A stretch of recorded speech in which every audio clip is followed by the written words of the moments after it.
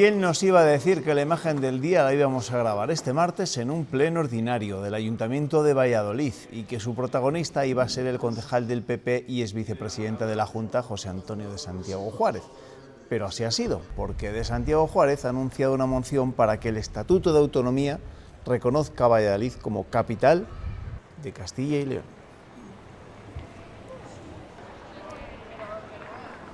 ¿Qué tal, amigos? Buenas noches y saludos desde la que desde esta mañana el ex vicepresidente de la Junta quiere que sea de forma oficial la capital de Castilla y León. No es José Antonio de Santiago Juárez un político que dé puntada sin hilo. Sabía perfectamente la polémica que iba a generar su moción, no solo en provincias tan sensibles con estas cuestiones como León, también en las filas del PP regional, que se ha visto de repente metido en un lío con el que no contaba. Lo más curioso de todo esto es que hace apenas 2 meses de Santiago Juárez era vicepresidente de la Junta y entonces no se le ocurrió abrir este debate. Lo hace ahora y me atrevo a pensar que uno de los políticos que está más de acuerdo con él es el alcalde de Valladolid, el socialista Óscar Puente, porque en el PP y en otras provincias la idea se ha calificado de ocurrencia. El concejal de Santiago Juárez lo anunciaba así. Valladolid es la capital de Castilla y León. Y acto seguido añadía. Mire, en el próximo pleno vamos a presentar una moción, a ver si la apoyamos todos, para que en esta reforma exprés del Estatuto de Autonomía se incluya eso que no nos atrevimos. Y digo no nos atrevimos en la última reforma, en 2007, porque yo fui ponente. La primera crítica llegaba desde su propio partido. En una nota de prensa, el secretario general del PP de Castilla y León asegura que este debate está cerrado desde que en 1987 una ley marcó la sede de las instituciones sin fijar una capitalidad y que abrirlo solo llevaría a la ruptura del consenso sobre este asunto. Y en esto el PP cierra filas y también el PSOE y Ciudadanos. No es prioritario en este momento abrir el debate, no es necesario modificar el estatuto. Pues yo casi que me remito a la contestación que ha dado el secretario general del Partido Popular. De los problemas que tiene la comunidad de Castilla y León, creo que hay muchos otros antes que plantearnos cuál es la capital.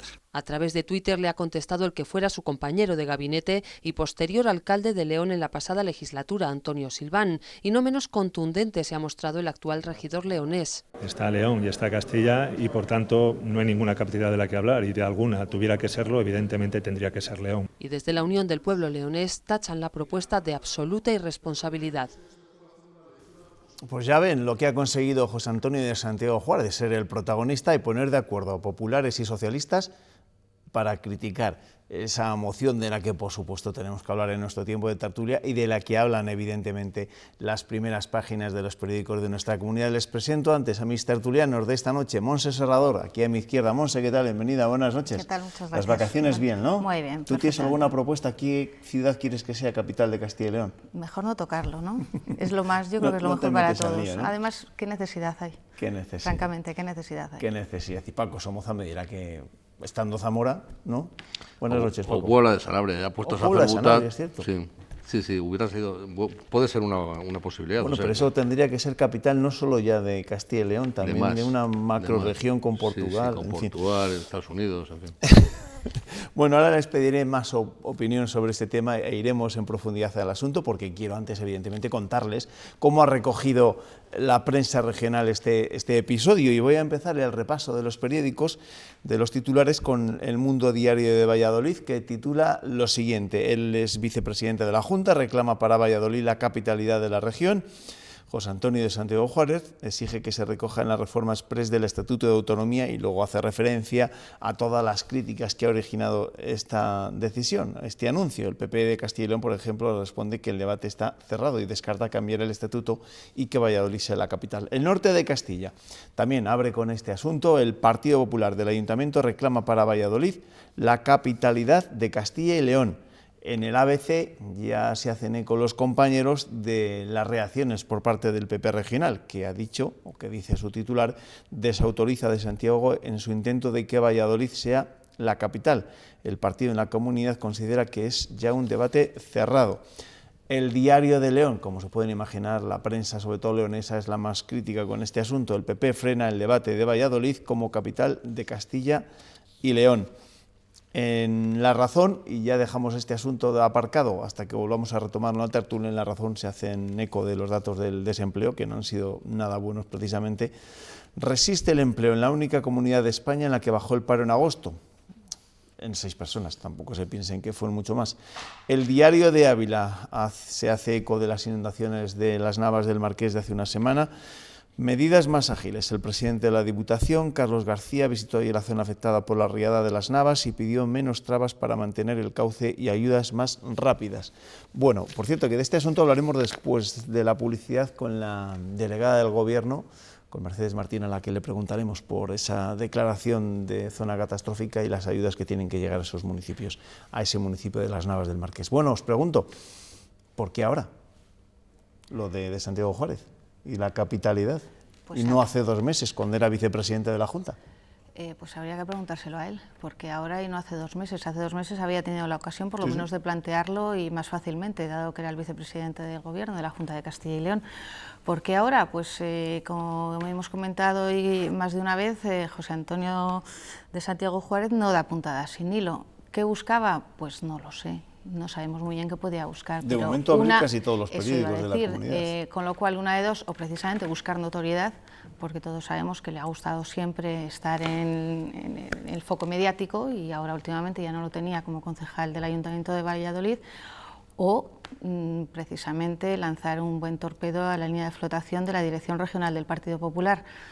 Es evidente, en este caso, la respuesta ha sido prácticamente inmediata por parte del Partido Popular, desautorizándole, con lo cual no sé si sus intenciones se han frustrado en este sentido.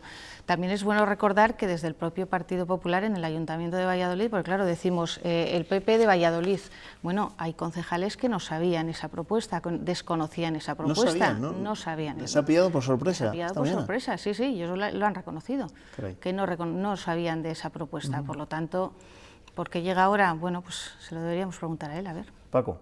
El argumento que él esgrime es que es una forma de crecer y que de esta manera parece que se van a perder los temores provinciales. No sé exactamente si quiere que se pierdan o que desaparezcan esos temores o que se provoquen, ¿no? Porque en definitiva, si el Estado de las Autonomías lo que quiere hacer es descentralizar y reequilibrar los territorios, ¿no? Este concepto de capital de una región, que por otra parte es absolutamente innecesario, como tú muy bien decías al principio, ¿no? O sea, ¿qué necesidad hay de crear este debate? ¿Es la intención reivindicar algo a lo que se parece, a lo que se entiende que se tiene derecho, o sencillamente establecer un desequilibrio aún mayor entre una ciudad que está albergando prácticamente todos los servicios centrales de la comunidad y el resto, que nos hemos convertido todas las provincias en una periferia deshabitada y tal? ¿Cómo se concilia esto con esta obsesión permanente con el mantenimiento de la población en las zonas rurales, con la repoblación? ¿Cómo se concilia esto una persona que verdaderamente ha sido y ha tenido esas responsabilidades directamente hace 2 o 3 meses? Ha tenido ocasión, pero yo diría más, realmente a los ciudadanos, digamos ya a los ciudadanos de Valladolid, que serían en teoría los que más podían estar beneficiados, en teoría, porque yo creo que es algo que no beneficia ni perjudica a nadie, pero a los ciudadanos de Valladolid, ¿les interesa algo así? Tú sal a la calle y pregunta, ¿qué te parece esta propuesta? Bueno, pues no es algo que en este momento esté en el debate, quiero decir, no es un debate que esté, que lo necesites, que lo reivindiques, que lo reclames, no es una reivindicación ciudadana. Tiene más pinta de ser como una necesidad de ponerse un pin, ¿no? Un pin y reclamar a su vez más dinero para Valladolid. ¿Pero a quién se lo reclama? ¿El dinero a Valladolid se lo reclama al Estado? ¿Se lo reclama a los Estados Unidos? De eso también ha hablado en el Pleno el propio de Santiago Juárez con el alcalde socialista, con Óscar Puente, cuando le recordaba que precisamente el propio alcalde ha estado pidiendo más inversiones para Valladolid por parte de la Junta, y le ha dicho el ex vicepresidente del Gobierno regional que esa reclamación no solo sea hacia la Junta, sino también hacia otras administraciones. Óscar Puente, que imagino que desde hoy será el fan número 1 de Santiago Juárez, ¿no? Hombre, siempre han sido bastante amigos, pues a partir de hoy más. Pues a partir de hoy más, supongo, ¿no? Pero ¿y la despoblación? ¿Qué pasa con cuestiones como la despoblación? Yo llevo oyendo este asunto desde hace ya un montón de años, y a la Junta, digamos, llevando el estandarte de que hay que corregir el fenómeno de despoblación. Y de pronto ahora lo que queremos es justamente hacer lo contrario, concentrar todavía más intensidad de servicios y de poder y de denominación de origen en Valladolid, ¿y el resto qué? Y no se nos olvide, tiene razón León, y tendrá razón Zamora y Salamanca y Soria y Palencia y Ávila y todo el resto de las provincias. Es decir, ¿pero esto qué es? Y de Santiago Juárez no se nos olvide que mientras fue vicepresidente de la Junta también era responsable de las políticas de población, quiero decir, de la ordenación territorial frustrada por otra parte y de la agenda para la población. Nos lo explicará Santiago Juárez, que parece que es una persona muy inteligente, para que lo entendamos mejor, porque yo desde luego al día de hoy no entiendo nada. O sea, este tipo de actitudes parece que tienen, como tú también bien decías, otras razones que desconocemos, por lo cual, como nosotros somos menos listos, yo estoy no exigiendo, porque no podemos exigir eso, pero deseando una explicación que nos convenza. Bueno, pues veremos si llegan ese tipo de explicaciones, porque este tipo de asuntos, a nosotros que nos gustan tanto los enredos, pues van a dar mucho de sí, porque habrá que preguntar a otras partes qué opinan acerca de esta propuesta, qué opinan acerca de la posibilidad de reabrir este debate. Es verdad, ¿no? Prácticamente yo creo que en Valladolid y en el resto de ciudades de Castilla y León nadie cuestionaba determinados asuntos, pero no se había hecho, es cierto, de forma oficial en el Estatuto de Autonomía. También es verdad que igual nos tenemos que hacer mirar muchas de nuestras cosas, ¿no? Cuando pensamos en las provincias, siempre en buena medida contra el centralismo de Valladolid, pero ese es otro debate del que parece que somos incapaces de salir, y no sé si alguna vez lo conseguiremos. Todo este enredo capitalino no está incluido en los modelos de ordenación territorial de los que hablamos tan a menudo en nuestra tierra. Cuando los expertos en la materia se reúnan para compartir ideas, pueden darle alguna oportunidad a esta que nos sugiere el gran José María Nieto. No puedo pegar ojo, Juanma. Por fin, el nuevo gobierno de coalición ha decidido afrontar el principal problema de Castilla y León, que no es otro que la superabundancia de municipios, porque resulta que Castilla y León tiene demasiadas divisiones, Así que lo que hay que hacer para aclarar un poco este mapa es reducirlas. ¿Y cómo? Pues si hay demasiadas líneas negras, lo suyo será ir tapándolas de tal manera que limpiemos el mapa.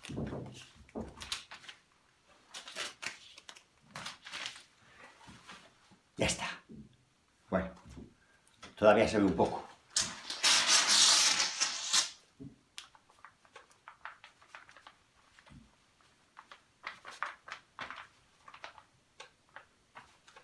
Está muy bien esto de la ordenación territorial. La completaré mañana, que no son horas, Juanma. No son horas. Pues nada, mañana o pasado lo llevas a las Cortes y lo presentas como proyecto, ¿no? Eso de borrar todas las líneas que separan en las provincias y demás comarcas. Y somos todos Valladolid. En fin, segundo día de comparecencias de los consejeros de la Junta. Esta tarde el de Empleo ha desgranado sus propuestas para la legislatura. Germán Barrios se ha marcado como objetivo principal mejorar la calidad del empleo, ha anunciado también una estrategia para el medio rural y ayudas para la contratación de jóvenes. Con estas palabras a sindicatos y empresarios, como ustedes saben, seguiremos trabajando juntos. Comenzaba el consejero de Empleo e Industria, mensaje directo al diálogo social con el que ha anunciado consensuará gran parte de su proyecto. Sin ir más lejos, la preparación de cara a un curso que avisa puede ser muy complicado. Ante la perspectiva de una posible desaceleración económica, es preciso ser precavidos y articular un nuevo paquete de medidas para hacer frente a esta situación. Castilla y León se pone deberes, lo ha dicho Germán Barrios, que como grandes retos se ha marcado continuar con el crecimiento y, sobre todo, avanzar en el empleo de calidad, con más formación y un test de empleabilidad para parados, mayor orientación profesional y especial atención a los jóvenes. Las cifras de desempleo juvenil siguen siendo escandalosas. Y para que eso cambie, se impulsará el primer acceso al mercado laboral y se unificará a las empresas que contraten a jóvenes. Además, la inspección actuará de manera decidida contra la discriminación salarial por razón de género, el acoso sexual y por razón de sexo. En cuanto al medio rural, se anuncia estrategia de empleo propia con medidas como: vamos a exigir que los contratos se realicen a jornada completa y por una duración mínima de 180 días. Avanzar en el liderazgo industrial desde el reequilibrio territorial, digitalizar a las empresas del sector y modernizar, además de potenciarlo, el comercio, forman parte de su agenda para estos 4 años donde el reto demográfico también tiene su hueco. Tras esa exposición al consejero de Empleo le ha quedado meridianamente claro que va a tener muy difícil llegar a acuerdos con el Partido Socialista, al menos por lo que hemos escuchado al procurador Pedro Pascual, que ha reclamado más hechos y menos palabrería. Con nosotros que no cuente, y ya se lo diré ahora en mi intervención, que no cuenta absolutamente para nada, para ningún pacto de comunidad que no lleve parejo una dotación económica y un análisis que tenga que comparecer en las Cortes para conocer cuáles son esas políticas que quiere llevar a cabo. Y quiero que medidas concretas, sobre todo para mi provincia, saber qué se piensa hacer con la industrialización en Ávila, qué se va a hacer con la creación de empleo que dicen, pero yo quiero medidas concretas y quiero ver hechos, no tanta palabrería. Dice que nada nuevo bajo el sol. 20 medidas absolutamente novedosas. Estrategia para el empleo en el medio rural, nuevo programa de empleo rural, certificación contra TAME, test de empleabilidad, base de datos de retornados, nuevo mapa de necesidades formativas, formación a la carta, formación bonificada, programa de empleo a talento, agentes de impulso rural. Lo de la palabrería lo ha dicho, le han escuchado el procurador por Ávila, no el procurador del Partido Socialista. Bueno, no os voy a preguntar tanto por la comparecencia, pero quiero que os preguntaros por otro dato que ha coincidido con esa comparecencia, ¿no? Con la publicación de los datos del paro del pasado mes de agosto. Ha sido un mal mes en el conjunto del país, se han destruido más de 200.000 empleos. Es verdad que en el caso de Castilla y León el paro ha bajado, pero lo ha hecho en apenas 6 personas.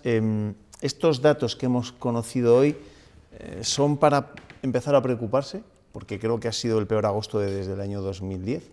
Hombre, yo creo que sí. Creo recordar que ya lo comentábamos precisamente antes del verano, que la crisis o la recesión estaba empezando a enseñar la patita.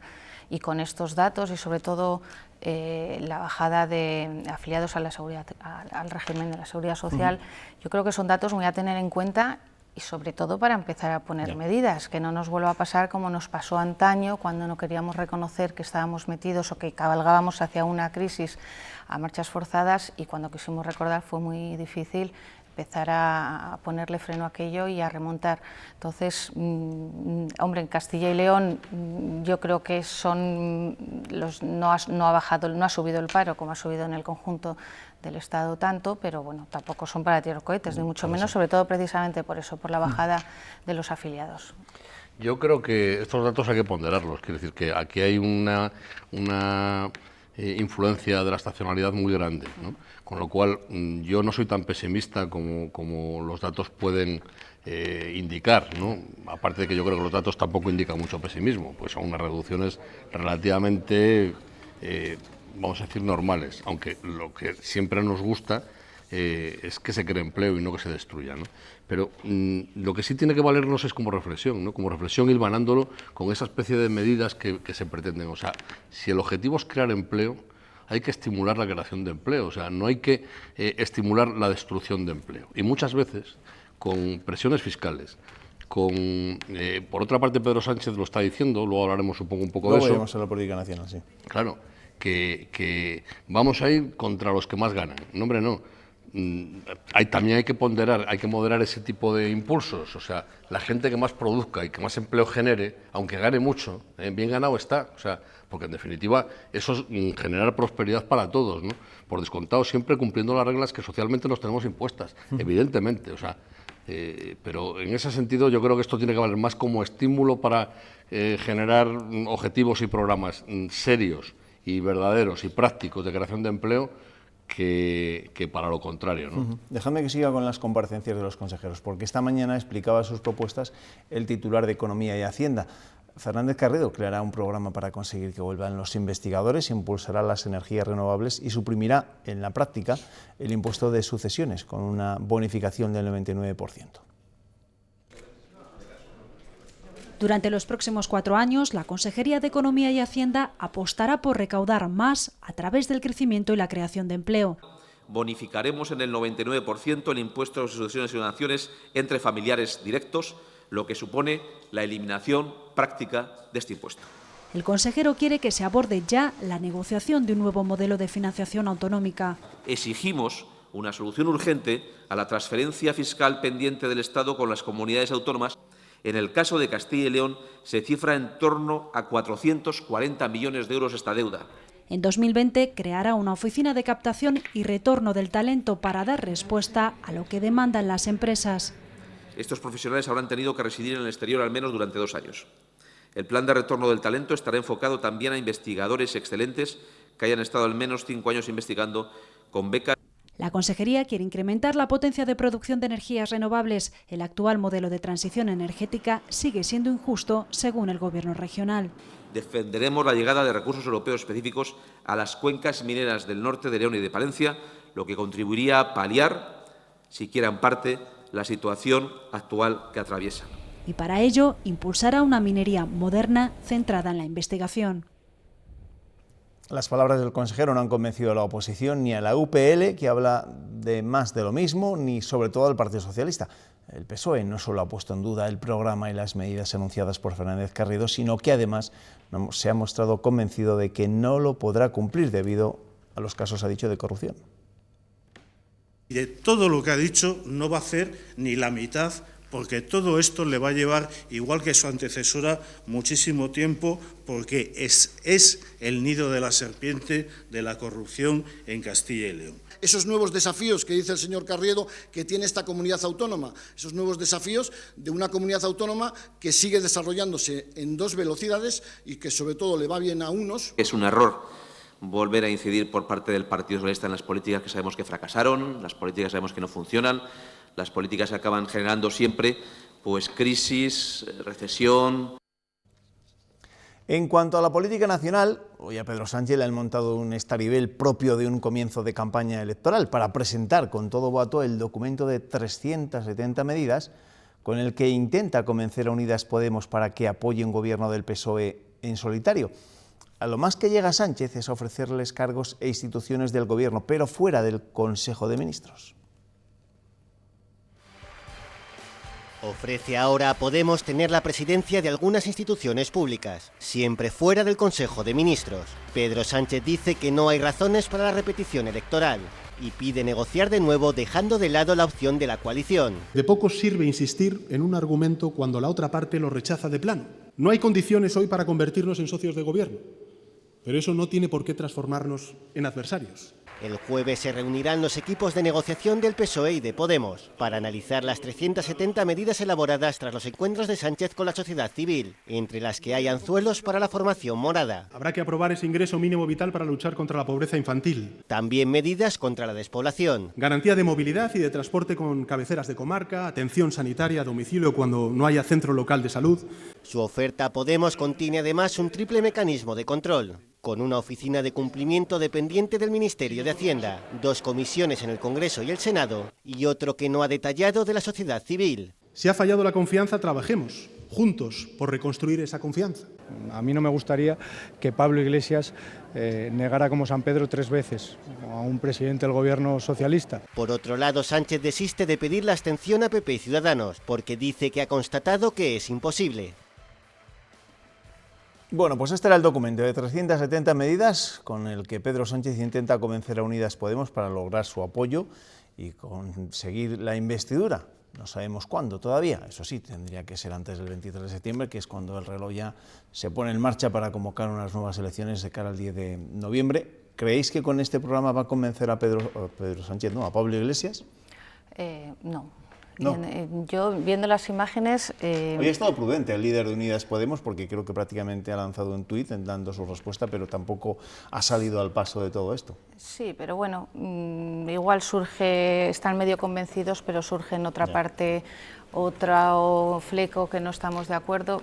Yo iba a decir que viendo estas imágenes, al final piensas si... Están presentando un programa electoral con 370 medidas o realmente están haciendo un acto electoral. El escenario era propio de un exactamente, que es a lo que creo que nos vemos abocados todos. Bueno, muchas de las proclamas que se hacen en esta relación casi infinita de propuestas son demagogia pura, ¿no? Esto de que pague más quien más gana y el que más produce va a pagar menos o no, el que más empleo genera va a pagar menos o no, porque si queremos generar empleo habrá que estimular y habrá que premiar a los que están trabajando en eso, que en definitiva es un objetivo común, ¿no?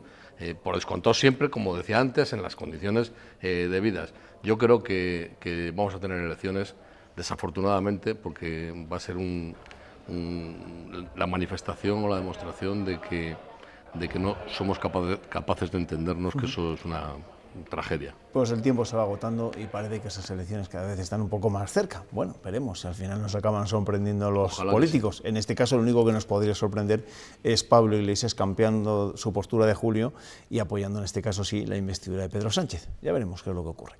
A los tertulianos y a todos ustedes les sugiero que abran bien los ojos y no pierdan detalle de una exposición creada por nuestros telespectadores. Está compuesta por las fotografías que nos envían a diario el espacio del tiempo. Hay más de 14.000 fotografías, aunque la muestra solo recoge 41. Hoy se ha inaugurado en el Consulado del Mar en Burgos. Se puede ver hasta el próximo día 13 de septiembre. Una cencellada, un rayo de luz, un atardecer o unas gotas de lluvia, pequeños detalles en los que se han fijado los espectadores de Castilla y León Televisión.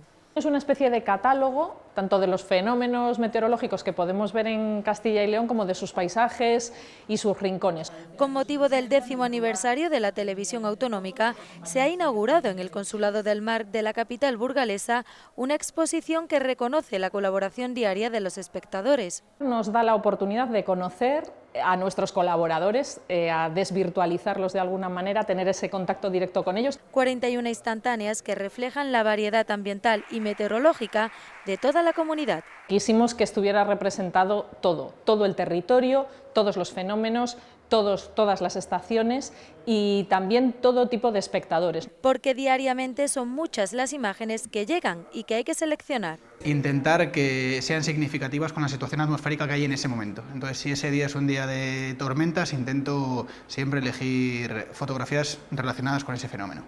Los espectadores complementan cada día la información meteorológica con sus imágenes. Ahora, con esta pequeña muestra seleccionada de más de 14.000 fotografías, la televisión autonómica rinde homenaje a todos los colaboradores del espacio El Tiempo. Pues nada, si se pasan estos días por la cabeza de Castilla, no se olviden acercarse a esta exposición en el centro, en el Consulado del Mar, en el pleno Paseo del Espolón. A vosotros también os lo digo, ¿eh? Gracias. Iremos. Paco, nos vemos, ¿eh? Venga, nos vemos pronto. Hasta otra. Gracias. Publicidad. Entrevistamos ahora, a la vuelta de la publicidad, a la delegada del Gobierno. Hasta ahora.